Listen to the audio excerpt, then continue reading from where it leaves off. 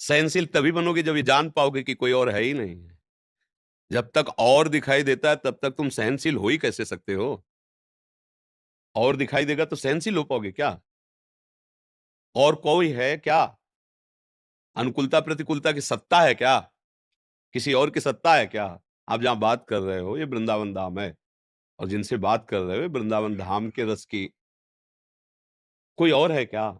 एक क्रूरा अपि पापिनो न च सताम संभास्य दृश्याश्चये सर्वान वस्तुतया निरीक्ष परम स्वाराध्य बुद्धिर्मम। जो क्रूर और दुष्ट और पापी नीच चांडाल ऐसा रोल कर रहा है, वो कौन कर रहा है? मेरा आराध्य देव दूसरा कोई नहीं है।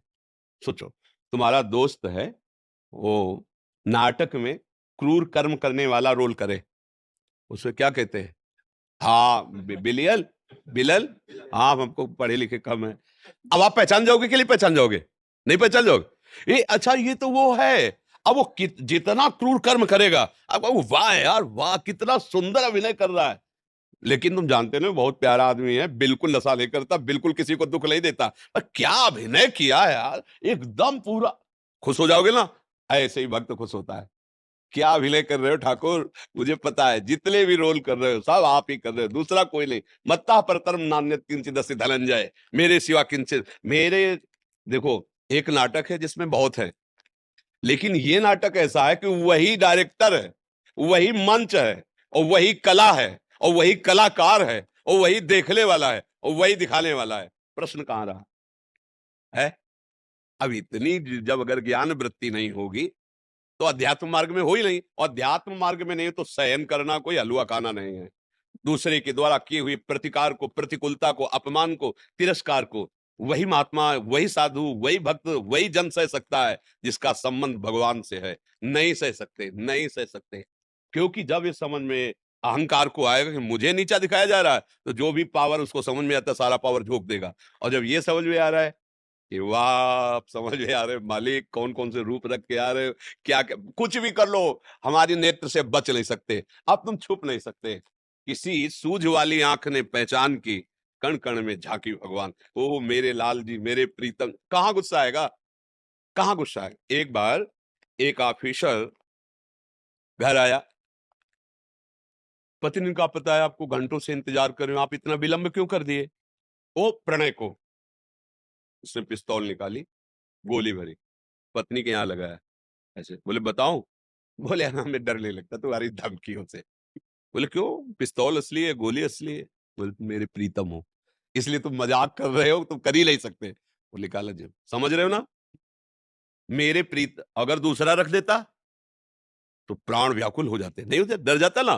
तो अगर हम दूसरा देखेंगे तो डर जाएंगे, भय आ जाएगा, क्रोध आ जाएगा, अशांति। और अगर देख रहे हमारा प्रीतम है तो कह रहे ये तेरी पिस्तौल है, सब तेरा केवल खिलवाड़ है, तू कर ही नहीं सकता। क्यों? मेरा प्रीतम है, चराचर जगत मेरा प्रीतम है। अब तो कुछ नहीं कर सकता, कुछ भी रोल कर, कुछ भी स्वांग कर, अब मुझे तो डरा नहीं सकता, क्योंकि गुरु प्रताप से मुझे पता चल गया कि तू ही है। अय छलिया, आज तक तू मुझे विविध रूपों में छलता रहा, अब गुरु के द्वारा दिए हुए नेत्रों से मैं तुम्हें पहचान गया हूं, अब तुम छुप नहीं सकते। बिना ये स्थिति आए सहनशील हो ही नहीं सकते। थोड़ी बात सह सकते हो, लेकिन जब और आगे बढ़ेगी ना तो फिर आप नहीं सह पाओगे। एक सीमा तक तो सह सकते हो, बुद्धि लगा के सहना चाहिए परमार्थ के पति को, फिर इसके बाद जो उसका स्वरूप आएगा कि अब हो गया, बाद में भजन देख लेंगे, क्षमा मांग लेंगे, पर तुम बात बदल जाए। और अगर ये दिखाई दे रहा कि प्यारे है तो ये गुस्से ले आएगी, हंसी आएगी कि कर लो आप, कर लो आप ही हो, अब ये जीवन आपको समर्पित है। चाहे आप प्रणाम करो, चाहे आप जूता मारो, चाहे माला चढ़ाओ आप, चाहे आप दंड दो,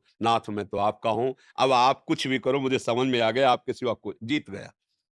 किसका प्रश्न था ये? हाँ, समझ में आ रही ना। देखो, परमार्थ को जब तक समझोगे नहीं तब तक कि कोई इसका दुरुपयोग, अरे है कौन जो दुरुपयोग करे। और दूसरे पक्ष में बता देते हैं कि ऐसा कोई पैदा ही नहीं हुआ, अगर लोकवत भाषा में, कि जो गुरुवाणी के अनुसार चलता है, शास्त्र सम्मत चलता है, भगवत आराधना करता है, उसके सामने उसको झुका सके, रौन सके, ऐसा कोई पैदा ही नहीं हुआ।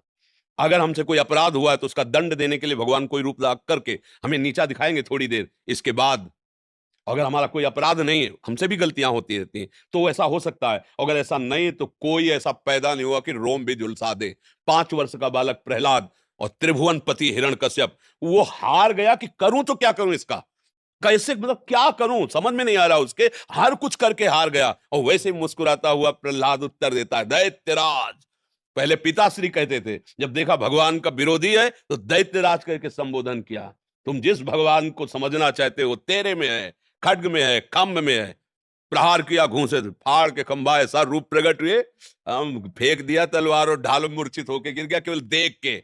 ऐसा भगवान का स्वरूप। तो ये देखो परमार्थ है, इसमें बातों से तो विजय नहीं मिलेगी, इसमें चलना पड़ेगा।